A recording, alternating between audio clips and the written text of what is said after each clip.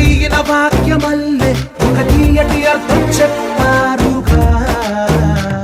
విడివిడిగా వీళ్ళు స్వరాలే కల కలిపిన రాగమల్లే